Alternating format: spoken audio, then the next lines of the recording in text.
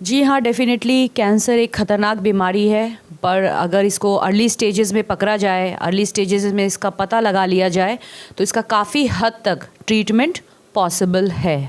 गाड़ी से हार्मफुल धुएँ निकलना, इन सब कारणों के कारण हमारे शरीर में कुछ जेनेटिक म्यूटेशंस हो जाते हैं, जिसके कारण कैंसर बनने की स्थिति आ सकती है।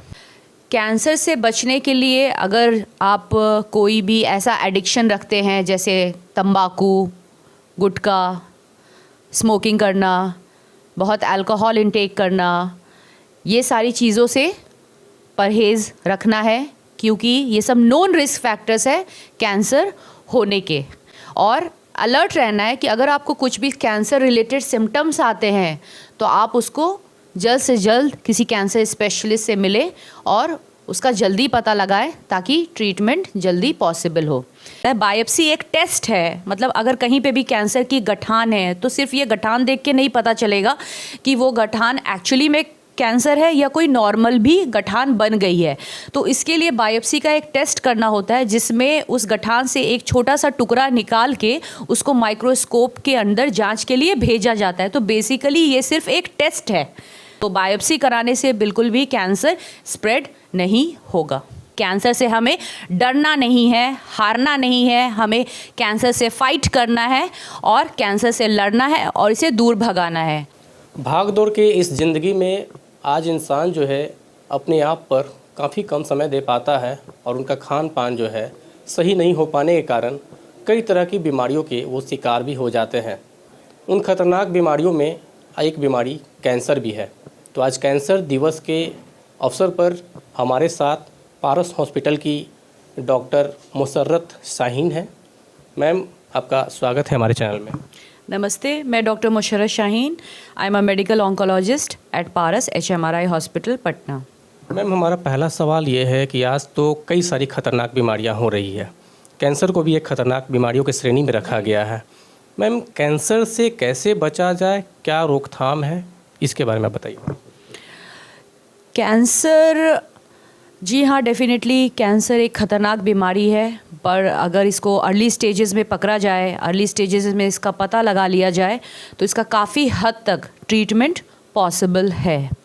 कैंसर के जो मेजर कारण होते हैं, अगर आपकी फैमिली हिस्ट्री है तो ये चांस रहता है कि वही जीन्स आपको ट्रांसमिट होगा, ये वन ऑफ द कॉज है। दूसरा, इन्वायरमेंटल फैक्टर्स रहते हैं, जैसे कि एक्सेसिव टोबैको का यूज़ करना, स्मोकिंग, अल्कोहल, ये सब नोन फैक्टर्स हैं।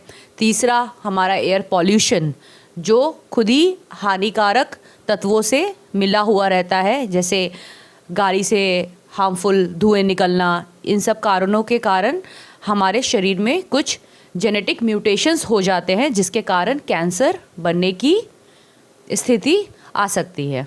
कैसे इससे बचा जा सकता है मैम? कैंसर से बचने के लिए अगर आप कोई भी ऐसा एडिक्शन रखते हैं, जैसे तंबाकू, गुटखा, स्मोकिंग करना, बहुत अल्कोहल इंटेक करना, ये सारी चीज़ों से परहेज़ रखना है, क्योंकि ये सब नोन रिस्क फैक्टर्स है कैंसर होने के। और अलर्ट रहना है कि अगर आपको कुछ भी कैंसर रिलेटेड सिम्टम्स आते हैं तो आप उसको जल्द से जल्द किसी कैंसर स्पेशलिस्ट से मिले और उसका जल्दी पता लगाएं, ताकि ट्रीटमेंट जल्दी पॉसिबल हो। इसके अलावा बहुत सारे कैंसर्स में अभी कैंसर स्क्रीनिंग प्रोग्राम्स आ गए हैं। बहुत सारे कैंसर्स में कैंसर प्रिवेंटिव वैक्सीनेशंस आ गई हैं, जैसे सर्वाइकल कैंसर, जो गर्भ के मुंह के जगह पे होने वाला कैंसर है, सर्विक्स, उसकी भी प्रिवेंशन की वैक्सीन्स आ गई है। आपकी जैसे लिवर कैंसर होता है, उसके भी प्रिवेंटेबल वैक्सीन्स आ गए हैं। तो यह वैक्सीन्स हर कैंसर के लिए उपलब्ध नहीं है, पर हाँ, कुछ कैंसर्स के लिए उपलब्ध है। इसके अलावा आपको रेगुलर स्क्रीनिंग करना है, जिसमें कि आपका सर्वाइकल कैंसर स्क्रीनिंग के गाइडलाइंस हैं। आपको रेगुलर अपना चेकअप कराना है पैप स्मेयर टेस्टिंग्स के हिसाब से। आपको ब्रेस्ट कैंसर से बचने के लिए आपको मैमोग्राफी, जो 40 से 45 साल की उम्र के बाद आपको सालाना एक बार मैमोग्राफी का टेस्ट कराना होगा, जिसमें अगर कैंसर की कोई गठान है तो वो जल्दी पकड़ में आती है। ठीक है। इसके अलावा आपका जैसे जो लॉन्ग टर्म स्मोकर्स हैं वो लो डोज CT स्कैन कर सकते हैं आफ्टर 30 इयर्स ऑफ स्मोकिंग। तो ऐसे कुछ कुछ कैंसर्स में गाइडलाइंस अवेलेबल है जिसमें हम स्क्रीनिंग करके जल्दी पता लगा सकते हैं। मैम लक्षण की बात करें, क्योंकि ऐसा हर बीमारियों का अपना एक लक्षण होता है, कैंसर की क्या लक्षण? कैंसर, अब कैंसर इस पर डिपेंड करता है कि किस जगह से कैंसर उत्पन्न हो रहा है। अगर जैसे आपके ये हेड एंड नेक एरिया होता है, इसमें अगर फॉर एग्जांपल किसी को टंग में ऐसा घाव है जो सूख नहीं रहा, आपने छोटा मोटा एंटीबायोटिक का कोर्स किया पर वो जीभ का घाव आपका सूख नहीं रहा, जीभ में जो छाले हैं वो सूख नहीं रहे हैं, कोई मांस का टुकड़ा आपके मसूड़ों में बन रहा है, उससे खून निकल रहा है, या उजला दाग है या लाल दाग है आपके गालों के अंदर वाले हिस्से में जो ठीक नहीं हो रहा है, तो ये कैंसर का लक्षण हो सकता है। आपके गले में कोई गठाने आ सकती हैं, अगर आपको नोटिस होती है कि गले में कोई गठाने आपको आ गई है तो ये भी कैंसर का लक्षण हो सकता है। अब स्तन कैंसर में अगर आपको आपके स्तन में, औरतों के स्तन में अगर कोई गठान उनको महसूस होती है या उनके निप्पल से खून आता है या स्किन में कोई चेंजेस आते हैं, स्तन का शेप, दोनों स्तन अलग अलग शेप में आता है, तो ये आपका स्तन कैंसर का एक लक्षण हो सकता है। अब पेट की आंतों को कैंसर में अगर बार बार लैट्रिन में खून आना है, आपको कभी कब्जियत, कभी डायरिया लग रहा है, तो ये सारे कुछ लक्षण हो सकते हैं। भूख नहीं लगना, वज़न का घटना, तो बुखार आना, ये सारे जो लंबे बुखार होते हैं, ये सब कुछ लक्षण हो सकते हैं कैंसर के। मैम स्टेज 1, स्टेज 2, 3, 4 और पता नहीं, मुझे तो उतनी जानकारी नहीं है, लेकिन हमारे दर्शकों को ये बताइए कि ये स्टेज 1, 2, 3, 4 ये सब होता क्या है? कोई भी कैंसर में 4 स्टेजेस होते हैं, 1, 2, 3, 4। इसमें जो 4th स्टेज होता है उसे लास्ट स्टेज का कैंसर कहते हैं, और stage 1 and 2 early stage cancer होता है। तो जितना स्टेज छोटा हो उतना ही आउटकम बहुत अच्छा रहता है। इसका मतलब मान लीजिए ट्यूमर जितना छोटा है उतना ही उसको ट्रीट करना आसान है, उसका लॉन्ग टर्म आउटकम अच्छा है। तो स्टेज 1 सबसे क्यूरेबल होता है, कैंसर कहीं का भी हो, अगर स्टेज 1 में पकड़ा गया, जल्दी पकड़ा गया, तो उसका इलाज बहुत अच्छी तरीके से संभव है, और उसका रिलैप्स मतलब बाद में उस कैंसर का लौट के आना, उसका चांस भी बहुत कम होता है। पर स्टेज 4 में ये होता है कि कैंसर ऑलरेडी आपकी बॉडी में काफ़ी जगह पे स्प्रेड हो चुका है, जहाँ से वो उत्पन्न हुआ है इसके अलावा वो बाकी जगहों पे भी जा चुका है, तो ऑब्वियसली फिर उसको कंट्रोल करना मुश्किल है, क्योंकि ऑलरेडी वो काफ़ी स्प्रेड बढ़ चुका है। पर इसका मतलब ये नहीं है कि कैंसर डेथ सेंटेंस है कि कैंसर डिटेक्ट हो गया तो मतलब अब कुछ नहीं हो सकता, ऐसा नहीं है। स्टेज 4 में भी बहुत सारे ट्रीटमेंट ऑप्शंस अवेलेबल हैं, जैसे कि कीमोथेरेपीज़ होती है, इम्यूनोथेरेपीज़ होती है, जिससे डिजीज़ को कंट्रोल करके पेशेंट को एक गुड क्वालिटी ऑफ लाइफ और उसकी लाइफ को इंक्रीज़ किया जा सकता है।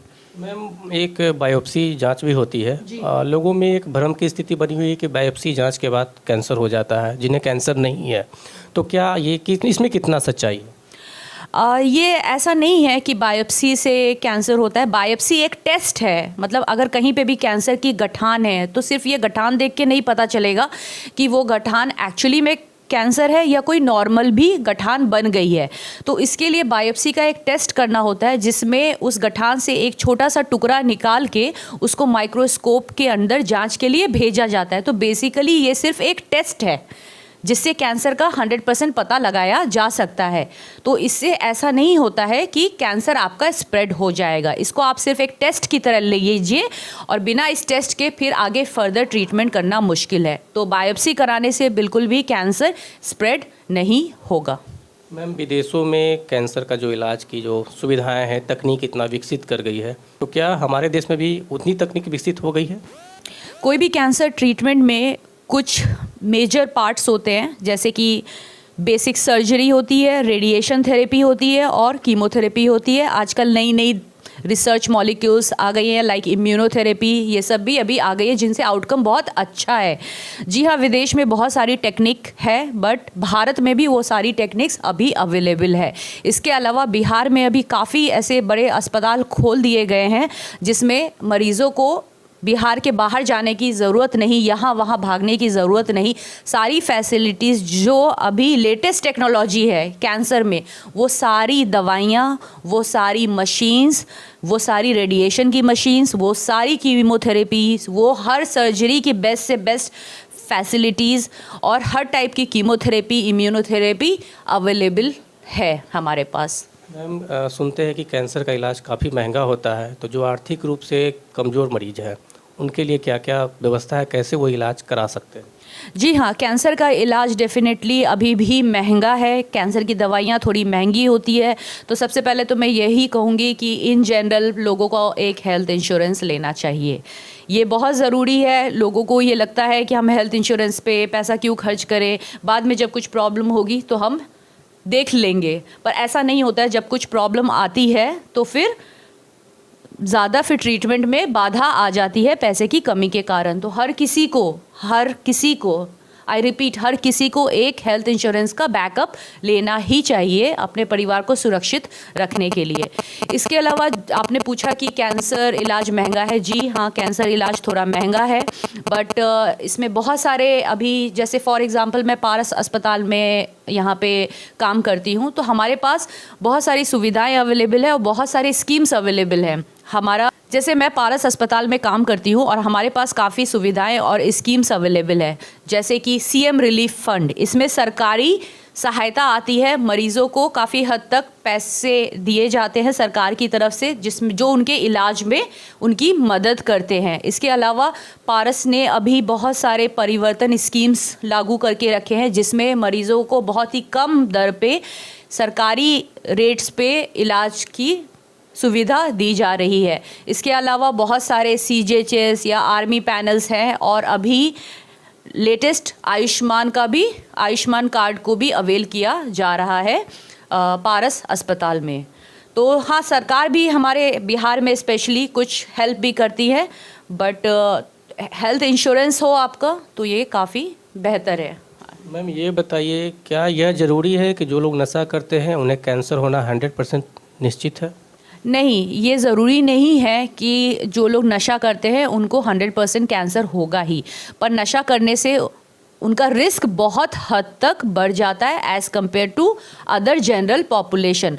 तो वो अपने आप को ही ज़्यादा ही रिस्क में डाल रहे हैं, तो उनका चांस ज़्यादा बन जाता है कैंसर होने का। और कैंसर के अलावा जो लोग नशा करते हैं, जैसे तंबाकू और अत्यधिक शराब का इस्तेमाल करना, उनको कैंसर के अलावा और भी बहुत सारी बीमारियां हो सकती है, जैसे हार्ट प्रॉब्लम्स, ब्रेन स्ट्रोक और भी बाकी सारी प्रॉब्लम्स को उनको सामना कर पड़ सकता है। इसीलिए अगर वो इस तरीके की चीज़ों का सेवन कर रहे हैं तो उन्हें जल्द से जल्द छोड़ने का प्रयास करें। पैसिव स्मोकिंग का कितना खतरा है कैंसर को लेकर? देखिए, एक्टिव स्मोकिंग मतलब कि जो स्मोक कर रहे हैं, पैसिव स्मोकिंग जो उनके आसपास के लोग हैं जो उस स्मोक को इनहेल कर रहे हैं, जैसे कि आपके फैमिली मेम्बर्स। स्मोकिंग अगर कोई आदमी कर रहा है तो वो स्मोकिंग उसके बच्चों तक भी वो धुआं जाएगा, उसकी वाइफ तक भी जाएगा, उसके पेरेंट्स तक भी जाएगा। तो अल्टीमेटली वो भी उस धुएं को, उन हार्मफुल केमिकल्स को अपने लंग्स में ले रहे हैं, तो उनको भी कैंसर बनने का रिस्क और दूसरी प्रॉब्लम्स बनने का भी रिस्क बढ़ जाता है। तो पैसिव स्मोकिंग भी एक कैंसर होने का रिस्क फैक्टर है। किसी को कैंसर हो गया, वो लोग छिपाते हैं कि इस बात को लेकर के आसपास पे लोगों में लोग बातें करेंगे, ये वो 10 तरह की बातें होती है, तो क्या उनके लिए क्या कहना चाहिए? कैंसर कोई छुआछूत की बीमारी नहीं है। कैंसर छूने से स्प्रेड नहीं होता है, तो इसे छुपाने की कोई ज़रूरत नहीं है। अगर आप इसे छुपाएंगे तो कैंसर को आप टाइम दे रहे हैं कि वो और स्टेज में बढ़ जाए। अगर वो 1 स्टेज का है तो 2 हो जाएगा, 2 से 3 हो जाएगा, 3 से 4 हो जाएगा। इसलिए कैंसर को छुपाने की कोई ज़रूरत नहीं है। ये छुआछूत की बीमारी नहीं है। ये एक से दूसरे को छूने से, साथ में खाने पीने से, साथ में रहने से, साथ में सोने से घर परिवार के लोगों को ऐसा स्प्रेड नहीं होता है। तो कैंसर अगर आपको लक्षण ऐसे लग रहे हैं तो जल्द से जल्द डॉक्टर से मिले, एक अच्छे अस्पताल में जाएँ जहाँ पे सारी फैसिलिटीज़ हो, और जल्द से जल्द इसका इलाज शुरू करवाएं। यानी कि एक लाइन में मैम कह सकते हैं, कैंसर से डरे नहीं लड़े। जी हाँ, बिल्कुल कैंसर से बिल्कुल डरने की कोई ज़रूरत नहीं है। कैंसर से लड़ना है हमें। हम लोग का मकसद ही ये है कि हम कैंसर को जल्द से जल्द इसको पकड़ में लाएं और इसका जल्द से जल्द बेहतरीन इलाज कराएं। कैंसर 100% क्यूरेबल ये हम नहीं कह सकते हैं, बिकॉज़ अल्टीमेटली काफ़ी कैंसर्स होते हैं जो ट्रीटमेंट के बाद भी लौट आते हैं। बट यस, जितना स्टेज कम होगा उतना ही कैंसर के क्योर होने का चांस बढ़ेगा। इसलिए अर्ली स्टेज में डिटेक्शन बहुत ज़रूरी है, अर्ली स्टेज में ट्रीटमेंट बहुत ज़रूरी है। आज वर्ल्ड कैंसर डे पे 4 फरवरी को हमने पारस HMRI अस्पताल पटना में एक वॉकेथॉन का अरेंजमेंट किया था, जिसमें हम कैंसर की जागरूकता को बढ़ाना चाहते हैं, लोगों में अवेयरनेस देना चाहते हैं कि कैंसर से हमें डरना नहीं है, हारना नहीं है, हमें कैंसर से फाइट करना है और कैंसर से लड़ना है और इसे दूर भगाना है। तो हमें कैंसर से बिल्कुल भी डरने की ज़रूरत नहीं है, बिल्कुल भी हारने की ज़रूरत नहीं है। और हम लोग कैंसर को जितना जल्दी पकड़ेंगे उतना ही जल्दी हम उस पर जीत हासिल कर पाएंगे।